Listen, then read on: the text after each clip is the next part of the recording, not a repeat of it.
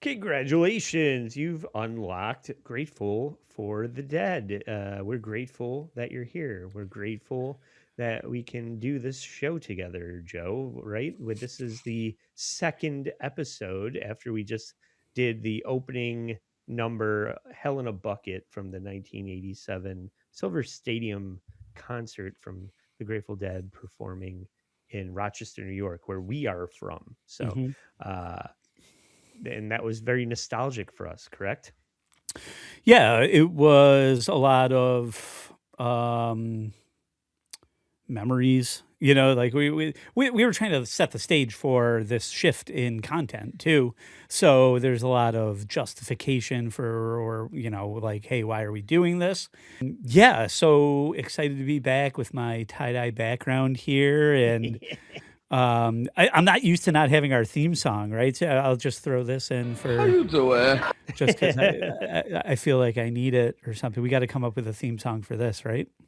I've been punching in the track from what we're Mm, covering as an intro in post production, so it'll be gotcha. Bertha, which is what Okay. we're covering today. Set number two, not track, but the second song in the set list from the Right. 1987 performance was Bertha. Mm, And if you're listening to this free on YouTube, the Patreon content is also going to feature track number three, or song number three on the set. That I guess I'm going to keep it a secret. I want people to go find it on Patreon if you're really enjoying this and you want to know what it is, or if you were there and you want to hear our opinions about what set list song number three is.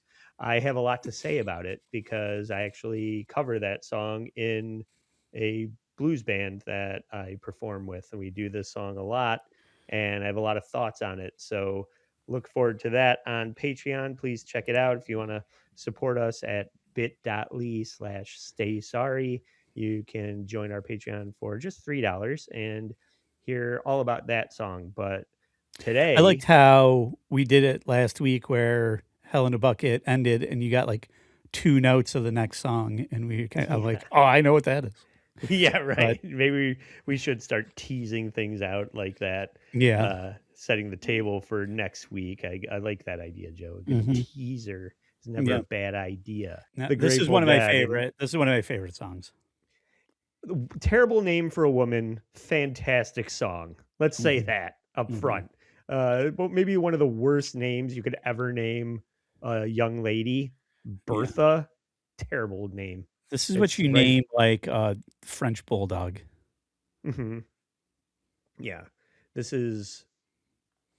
I, it makes you wonder who inspired the song, right? I'd love to meet the woman Bertha that made Robert Hunter write this, or whoever Mm, wrote this song, mhm. But it's a fantastic song. This is one of those ones when I feel like people that are not fans of the Dead always equate them with bands and acts that are not the Dead. They just transpose um Paul, like Simon and Garfunkel, or Crosby, Stills and Nash, and they Yeah. say, "Oh, that's hippie shit that I don't like, and that's the Dead," and that's the biggest misconception of the Dead. This is an Americana band that is steeped in like rock and blues and bluegrass, and not uh, granola acoustic three-part harmony shit, or not Mhm. shit, but it's just not what people who are not fans equate it with. Am I wrong about that? Do you think that's true?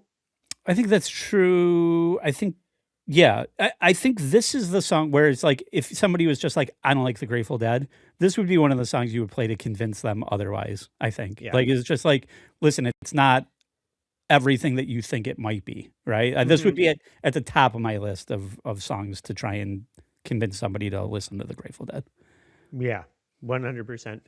And this is, I guess, one of the things that we never really nailed our old man down with um, Tom, if we were gonna continue to talk, invoke him, because he inspired us to be fans of this band.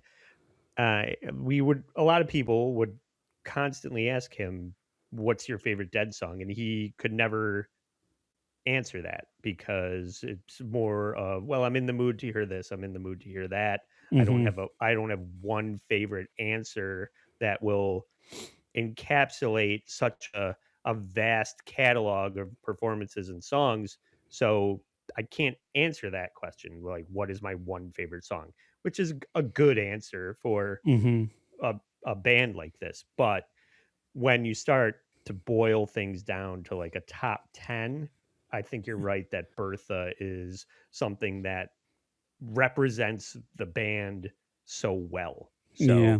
So maybe not Sorry, I was trying. this performance per se, but Mm. this song in general is a good representation of the Dead.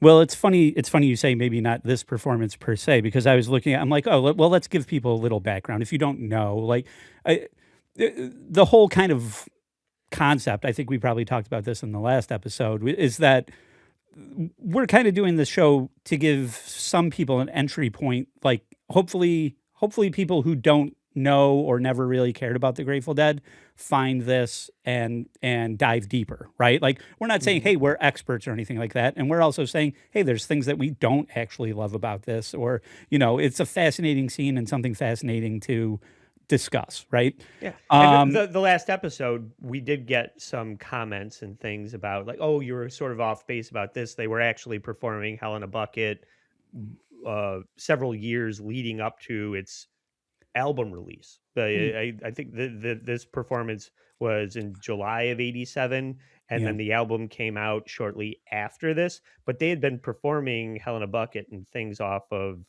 um, in the dark. In the Dark for years prior to the album ever coming out. That makes So sense too. we Like, don't know everything about the Dead, yeah, and we don't claim to either. So please tell us everything that we get wrong, or all of your thoughts and insights to the performance and the things that we bring up on the show. We want to hear that. yeah, that's one of the things I look forward to the most is people correcting my stupid ignorance over it. But, no, but a little bit about Bertha here. This is the fascinating thing that you said is that the definitive kind of version is off of the live version. It appeared, on the self-titled live album Grateful Dead or Skull and Roses, released in October 1971. The song was recorded live on April 27th, 1971 at Fillmore East. This is a very iconic, like The the Fillmore performance, yeah. the skeleton with the rose hair, Yeah. if you If you remember go that put album cover. Bertha into Spotify, Right. the live Fillmore performance is what it's gonna give you back. Right. But so we talked a little bit about like, hey, I like the studio recordings. Like I like Working Man's Dead and the studio recordings, and that's like, uh taboo to say of in the world of the Grateful Dead. So it's fascinating that Bertha, this song is from a live performance. The definitive version of on the record is a live performance. Mhm. So with that And said, let's I'm gonna watch this point out non-definitive version. yeah, yeah, yeah. And I'm gonna point out something where I'm just like, "Oh, you didn't include this thing that I've been waiting for." Like, there's a specific part of the song where The that is rainstorm part, yes. I mean, it's the best part. It's not in here. We'll get to it. Yeah. Yes, I it's mean, that is the best part of this song. So, I but know. anyway, Let's not belabor this too much. Let's get into the song and then we'll critique it as we go. But this is Bertha at Silver Stadium in 1987, Rochester, New York. And 11-year-old Joe and Andy were right over there. barely paying attention while this was happening. Can we go? Yeah, can we get a soft pretzel yet?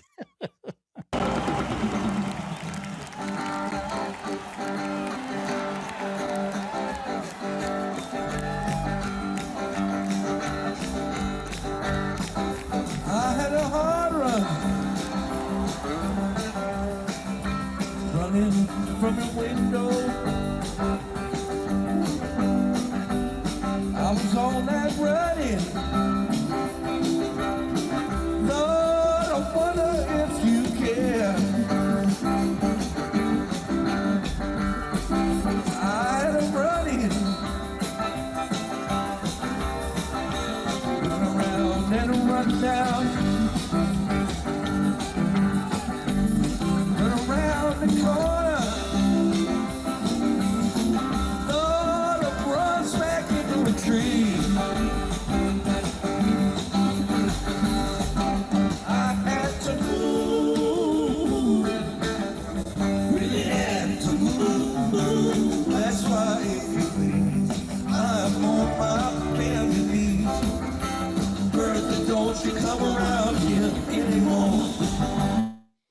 great. What a great way to kick off this song. And on the heels of Hell in a Bucket, which is a Bob Weir led song, now we get the quintessential like laid back Jerry. This is iconic. I would To even say it to say something shortcutty to amazing. But what were you gonna say, mm, Joe? his voice sounds a little rough on this too. I think like one of my favorite parts about this song is Jerry's voice is like so pure, like at times, like at its peak, right? In um like at the height of his powers, I would say. Hmm, And I really think like his age is like showing in this version. okay. I also like how they brought in Brent Midland on Yep. keyboards as well. And like the way Brent's voice complements Jerry's is so good here as well. Yeah, that the three part between Bobby and Brent and Jerry, the I had to move Hmm. that they layer in, and it's very. You're right. I was thinking the same thing. We were just listening to it there. What a great addition on keyboards he was musically, maybe Yeah. detrimental to people's addictions or whatever, but musically, a brilliant musician. Like I was saying, I do have such an affection for the original. Because we haven't gotten Excuse to me. like we haven't even gotten to Pigpen yet, which is also a legend. But Well, if you're that's going to that. replace Pigpen with anybody, when Yeah. you're going through the hierarchy of keyboard players that have been in the dead over the years, it's probably Pigpen and then Brent, right? Well, yeah. I mean, that's you bring up kind of a bigger point that we could probably spend a lot of time on, but some people say like you losing Pigpen is like losing Bon Scott in ACDC, essentially. It's Like there's people keyboard players in the dead are the Spinal Tap drummers. yeah. But there's people who are just like, it's just not the same band anymore without Pigpen, would Well, say he wasn't in the the same band thing. long enough to see that. Like over the Eh, whole yeah, career of the band, like yeah. you can't Well, truncate it down to just the incarnation that Pigpen was a part of. yeah, I mean, that's true, but it's just like not the original version, right? If you were around for the Sure. original, then it's not the original anymore or something. But it's also like for me, Brent Midland, obviously we're 11. This is our first show. Like he was like, for me, the definitive version of the Grateful Dead. Like Jason Newsted is the definitive Metallica to me. Like I didn't even know who Yes. Cliff Burton was, before that, for Okay, instance. right. But you'd be wrong about that. No, I know, but I'm just saying Yeah. you have an affection for the one you grew up on. You know what I Correct. mean? Correct. Yes. And I can't let this pause of the song go by without pointing out the wordplay of running throughout the whole verse of that. It's like Yeah. how many different ways can we repurpose the term Run. Yeah. running from your window, run Run around from around. a rundown, run Right. smack into a tree. Right. It's just so clever, Yeah. and it speaks to the poetry of the lyric writing that you don't get from a fucking Justin Bieber going baby, baby, baby. I was like baby. It's like do better. And this Yeah, yeah, is an example of people fucking killing it and doing much better. yeah. So I just want to point out the clever Lyricism. artistry of the Yeah. lyrics. Yeah. But should we move on? Please. Okay, let's go. It's myself agree down onto the sea. Gotta see what's going down.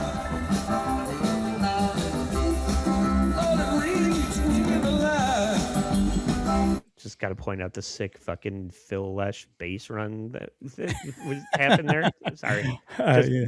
take note of Rewind, a key fucking rewind. take note of a legend. Because when we are talking about what you were saying about the run, the rainstorm shit Yeah, not being there, this yeah. is basically that.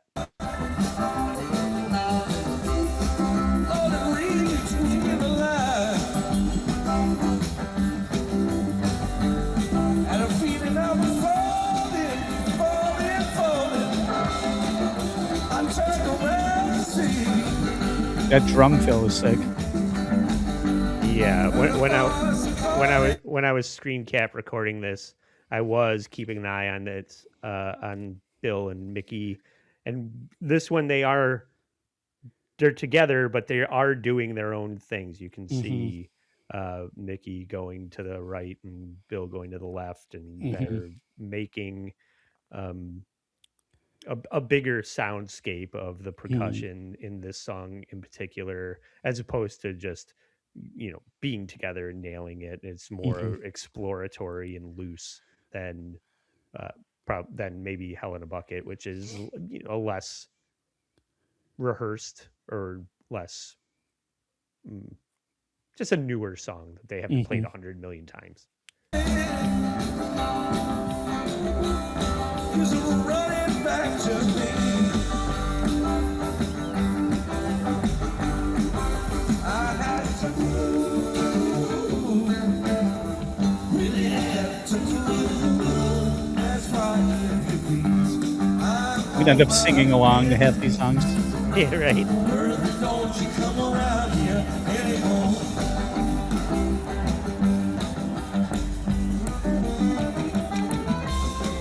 I think when I was a kid, hearing that end of the chorus, Bertha, don't you come around here anymore. It made me wonder, like, why Bertha was such a twat. Like, why do you want to get rid of Bertha so much? Oh, yeah. Is it Bertha's the problem or, you're trying to protect her, you know? You know what I mean? Yeah, Don't yeah, don't come around.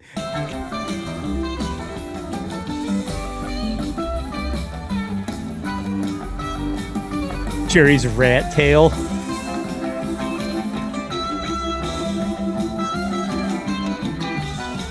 is bunny poof.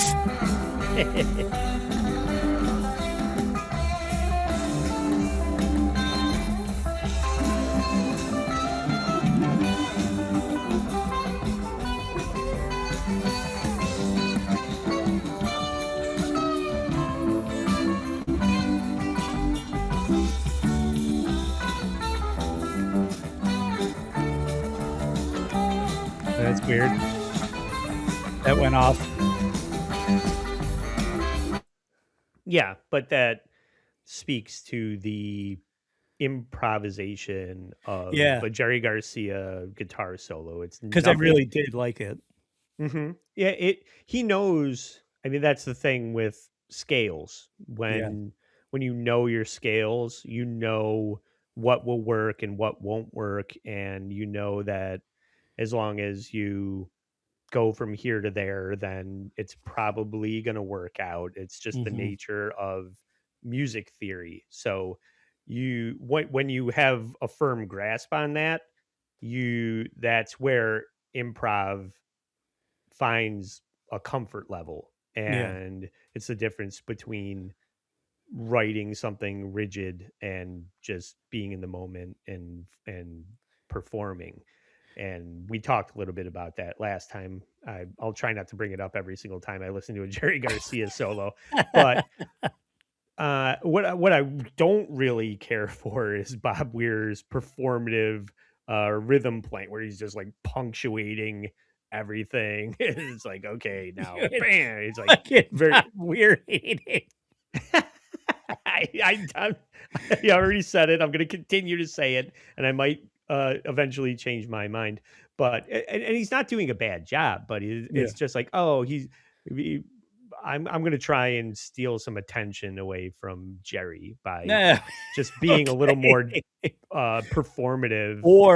Or is it that because there was that bit of a coming back from the improvisation, which I really loved the improv, like that whole solo there, um, was just an alt version of the regular that primary riff or whatever, Yeah. and I really liked that, and he came back, and it was really, like, and it was only momentary too, like, that's the Hmm. other thing is, like, that's where you can see where people who see multiple versions or go to shows all the time, or they're listening to different live shows and different versions and stuff like that, where you'll be like, eventually, I'm sure we'll be like, oh, he really nailed it going back into it there. Now, he didn't nail it that time, right? But it's Yeah. not like it was like so fucking off that it was like Oh no. noticeable. But Well, that's to the thing. your, There could be like any number of distractions in the crowd that are taking his attention away from what he's making up on the spot that made him seem like he didn't know what he was going to do there, right. even Well, though it's fine. right. But also to that point, like what you were saying about Bob Weir's theatrics, Bob Weir's theatrics might be look at the birdie of, if you're distracted by what Bobby's doing over here, maybe you're not paying attention to Jerry trying to find that entry point back into the groove or whatever. If Yeah. it's just like, oh, look at him stealing attention, but maybe it might be like intentional in a way, Yeah. Or Jerry got distracted by Bob Weir's antics and was like, "Why are you doing that? I just What fucked up is my he doing? solo because you're carrying on over there." Your short shorts.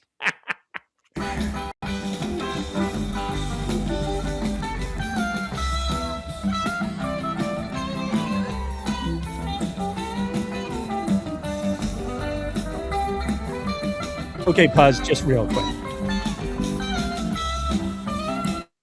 So what we've been saying about this is the song where you might find like this is the song I would play for somebody to introduce them to the Grateful Dead. Now they are getting like jam, like this is beyond like the normal recording or whatever, or what I Yeah. would consider standard. So they are, getting into the jamming a little bit here. Now, for Hmm. better or worse, whatever, Yes. but this is a little beyond. Right.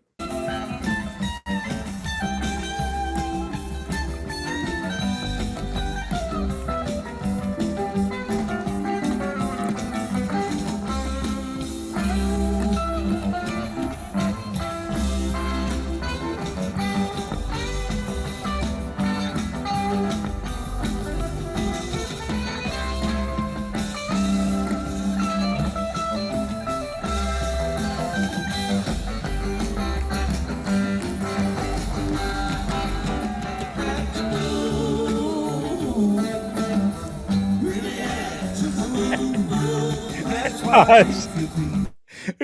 What's funny is like that battle potentially of like Bobby's trying to punctuate it back into the lyrics or something. Yeah. And Jerry's like, we'll go when I say we go.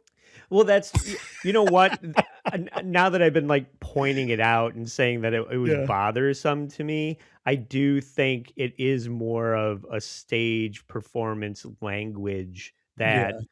as somebody that plays in a band that have extended solos, we have a saxophone player and a guitar player that tend to go on and on. And when you're trying to get everybody back on the same page, somebody who's usually like the singer, like the band leader, will do a stomp or a hand raise, and that's a cue for everybody to get back on the same And he's gonna page. start windmilling in the middle of Yeah, it. Can we move on from this saxophone solo? if it was me, I'd start windmilling after 1 minute. So I fucking hate long solos, but yeah, so maybe there is more to it than just me feeling like he's trying to steal attention from Jerry. You're probably right about that. I'm on my bed to be. Bertha, don't you come around here anymore. And into a race. Okay, this is the part, and in the quintessential performance, he says, "I ran into a rainstorm," and then he does this guitar lick that is very, descending, Trickle, like dee yeah. dee dee dee dee dee dee dee dee It dee, and sounds it like sounds rain. like rain coming down. And you're gonna notice that that's something that everybody waits for when they get to this part of the song, and it is not in this version. Everyone cheers for something Yeah, that doesn't yeah, happen. yeah. Everybody's losing their mind, and it wasn't even there. It's all that pouring. You could also know like Love and love. what that would be like if they were performing in the rain. like Right. how everyone would be excited like for that line, you Hmm. know. Yeah, it's like when somebody yells out the name of the city that they're in during a song. It's like Mhm. whatever. Uh, the heart of rock and roll is in Rochester. When Yeah. Huey Lewis is here. Try for me. Test me. Why don't you arrest me? Some good drum work there from Bill. Yeah. That got Yeah. like pretty aggressive there, which is a little out of character for uh, those guys. Mhm. They don't usually get that. I don't know, punctu not punctuated Mm. with this song. There, I feel maybe Mhm. I'm wrong, but just noticeable, something to take note of. Throw me in the jail. Till the sun goes down. Bob's really overdoing it though. I mean, like Oh, it's that's song so fucking distracting. 2. It's the second fucking song of the set, Yeah. and he's acting like he's fucking Pete Townsend already. Like, Yeah, I calm the mean, fuck down. Fallout Boy doesn't do the back to back cartwheel in the second song. Bobby, fucking save it for the encore, for fuck's sake. We go there. Act a fool. But that was always the thing about Jerry. He never moved at all. It's like if he raised his hand in like victory, everybody Yeah. was thought that it was, Mhm. that was a Fallout Boy cartwheel. He doesn't have to do anything. That's the thing about being understated like that. When you give it any kind of effort, people think that it's the best thing ever. And he was the master at that. Like, everybody just expected nothing Give him except less.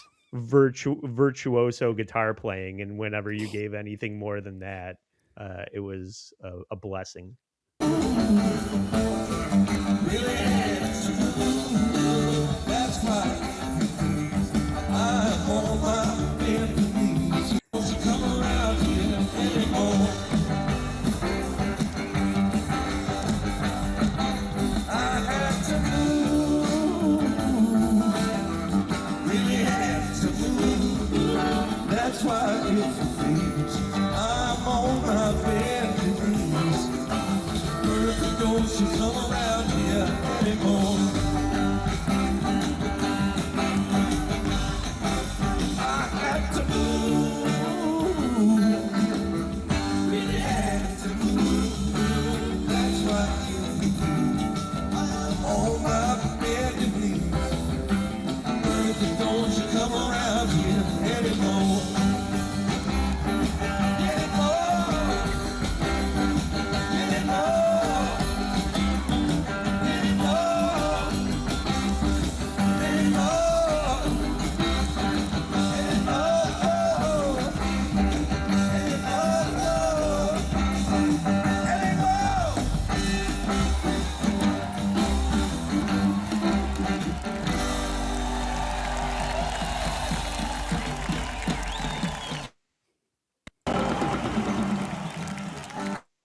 Amazing. It Yeah. really is great. I mean, for all of our nitpicking about it, it's such a delightful. It's an uplifting. It's like a mood changer. If you're having a bad day, put that on, especially Mm. a good version of it. It's gonna put you. It's gonna set you right for the day. Yeah, for sure. And drink Yeah. a cup of coffee and put Bertha on your way to work. Yeah, put the You'll start your day Fillmore off. one on. Yeah. Yeah, and start your day off right. Mhm. Um, yeah, I don't know. We're gonna have to at least at some point start uh, putting together our like favorites, right? Or go back and forth at some point of some of our like, list I our mean, I top have 10 a or short whatever. list. Yeah, but mine. God, we'll get into it on a Yeah, different day. not today. Not today. Maybe sooner than later we can start saying I want to feature this one. Maybe we can go back and like you can pick one and I can pick one, and we Hmm. could feature a couple of our favorites instead of dissecting a whole concert series or Mhm. something like that. So Mhm. that's not a bad idea Mhm. because one of my favorites is kind of hard to find. I don't think they perform it live a ton either, but uh, we'll save that for another day. Anyway, You'll tell me after we're done here. sure, I'll tell you offline. But what we're gonna do is go behind the paywall and listen to.